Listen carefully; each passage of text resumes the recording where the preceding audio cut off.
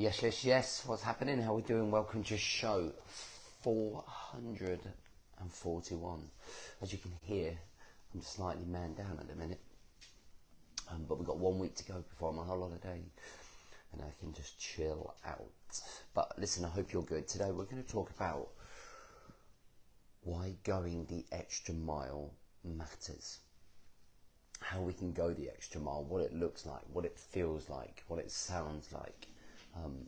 Because I think it's something that people need to embrace who are working on themselves, going that extra mile, doing the extra work, changing the mentality and the mindset. So that's what we're going to go through today. Today is also the second to last day that you can add yourself to the waiting list for the Elite Movement Seminar in Aston Villa Stadium in Birmingham, where we're going to be hosting an unbelievable day with me, 3 other speakers who are just going to pump you full of rocket fuel, ready to go for 2024, right? In terms of where you're going to be heading and what you're doing.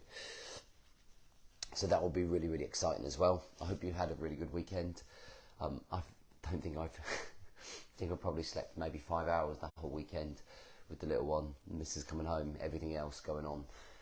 But we've got 1 week to go. We're going to push towards the holiday. Got lots to do. So let's get on with the show. Welcome to the Rise to Thrive show. I'm your host, James Bullman. And if you are coming through, then please do let me know by hitting the love heart button or commenting down below just how your weekend. What was the highlight of your weekend? What was the highlight of your weekend? What did you get up to? What was the thing that would stand out for you? So I want to tell you the story. Now, if you've been following me a while, you might have heard this story. So, when we was in the military, in the Royal Marines, one of our training exercises, we completed a 15-mile yomp, which is basically a fast-paced walk with your Bergen on, about 100 pounds in your Bergen, and you're just yomping through Dartmoor. So we did this at the end of a 5-day exercise. So we're probably quite tired, fatigued anyway. And the whole point of Royal Marine training is to put you through your paces, right? Excuse me. Is to put you through your paces. So it was tough. It was really, really tough. And we went through this 15-mile jump, and then we got to this car park, this opening, and we could see what our 4-tonners. Now, 4-tonners are these huge military trucks that carry around personnel. So when we saw these, that indicated that we had reached our RV, and this is where we were going to go back into camp, get our service kitted up, and then hopefully enjoy the weekend. But we got there. We got told to put all our bags down. Then we watched. The training team made sure that we watched those 4-tonners drive away. So you can imagine in our minds, after having hardly had any sleep for 5 days, being mentally and emotionally on top of it, okay, and then having to then yomp 15 miles with your 100-pound Bergen on your back, thinking in your head, you know that you're getting near to that destination. The training team is saying to you, it's just round the corner, just keep pushing. And then you see the 4-tonners going away. So that starts playing with your mind, right? And then the training team said, right, this is where we see who really wants to be here. So the 4-tonners are going, we are going to yomp the 15 miles that you've yomped here back to where you're going. This is reality. This is sometimes maybe what you would have to do on the ground. Okay, you've got 5 minutes to fill up your water bottles, get ready to go again. So you can obviously imagine the dread. You're just thinking in your head, oh my God, I've just got here. Oh my God, I thought I was almost at the end. And now all of a sudden we've got to mentally prepare ourselves to go back on this 15-mile jump, back with your Bergen, your shoulder straps are digging into your collarbone. So basically that 5 minutes passed. And the training team turned around and said, okay, this is an opportunity for any of you who want to drop out at this stage. And what he did, he had loads of cans of Coke laid out on the Hilux. Okay, he had loads of treats, nice food, like real temptation stuff, right?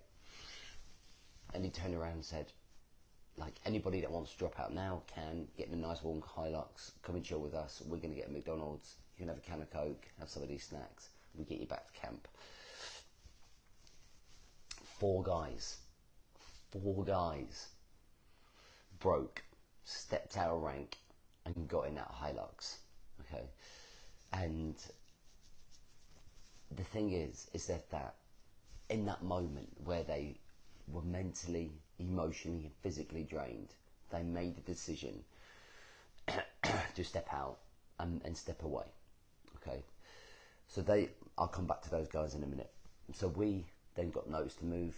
So we lifted up those Bergens, keep yourself in the right mentality to go the extra mile. And then we did go an extra mile. So they started sprinting. They started running with the bands. We're like, we weren't sprinting before. This is unsustainable, 15 miles. In my head, all of these things are going through. And then we run down and we get to this road in a mile, and all of the 4-tonners are sitting there waiting with us. And the whole thing had been a test of character, a test of will, a test of drive, a test of can you go the extra mile? Can you mentally prepare yourself to go that extra mile? And we did. We got onto the 4-tonners after that extra mile. We just looked at each other and laughed and got back to camp and enjoyed the weekend. Those 4 lads, they had to do the whole exercise again. One of them dropped out completely of Royal Marine training and joined the civilian world. The other 3 continued with the troop behind and went through the whole process again. And this just captivates how important it is to go that extra mile. Now, you guys are not in the military, I appreciate that, but you guys face situations like that story that I just told all of the time, okay? All of the time. And it's so important to understand that actually in the moment when you're facing an awful lot of distractions, curveballs, stresses, okay, when you are feeling like you are mentally, physically, emotionally drained, it can be like, it can be the only thought that you can ever have is just wanting to quit. You just want to stop. You just want to quit. You just want to give up. You just not want to go to the gym. You just not want to get up in the mornings. You just don't want to do your review at the end of the day. You just are struggling within your own business and you just want to give up. And I've been there a lot of the times, and I think a lot of the lessons that I learned in the military, like that story that I told you, build up that resilience to keep going. And I also think a lot of the language that you use really makes a huge difference. So I'll give you an example as well. It's my son, he always said to me, I want to be an NFL player. And to be an NFL player, you've got to do the 0.1% thing. You've got to be 0.1%. You've got to be able to show up at an elite mentality at a level to be that 0.1%. And if I'm honest, unfortunately, he's not right there right now. And other people around him are going, oh, I've just got to rest a little bit. Just got to, he's 15. He just wants to hang out with his friends and his girlfriend. And there lies the problem, right? And I'm not just talking about, I'm not being a pushy dad. But we say things like, oh, I just need a rest. Oh, I just need to do this. Even this morning, I took an extra hour in bed because of, man down. But there's a difference between like looking after yourself and then just not doing the work that's going to get you to the place you want to be. So if you want to get to the place where you want to be, if you want to have an elite mentality, if you want to reach your potential, and I'm not just saying, well, let's reach our potential. If you want to raise the ceiling, if you want to be like number one, if you want to be all over it, if you want to be the best husband, the best father, the best in your company, the best business, the best singer, the best football player, you've got to make sure that you're going above and beyond. And it's so important to take that extra mile. Yeah, he's a 15-year-old and he wants to play with his mates. But if you really wanted to be an NFL player, you would sacrifice some of those things to push as hard as you can to get to the place that you want to be. Okay? If you really wanted to run your own business, then you have to understand that you have to do an extra 4 or 5 hours on top of your job every night, probably 6 nights a week. Okay? If you really want to get to the top of your career, then you've probably got to put in the extra work and sacrifice by getting up even earlier and doing that work in the morning. Okay? If you want to be the best father, then you've got to do what you said you're going to do and put your phone down and be present and learn to like withdraw from professional life. Do you know what I mean? If you want to be the best husband, you've got to be able to communicate. You've got to have to do the things that's going to help her, support her. So going the extra mile is the thing that separates you from everyone else. Okay, I've been running my own business for 10 years.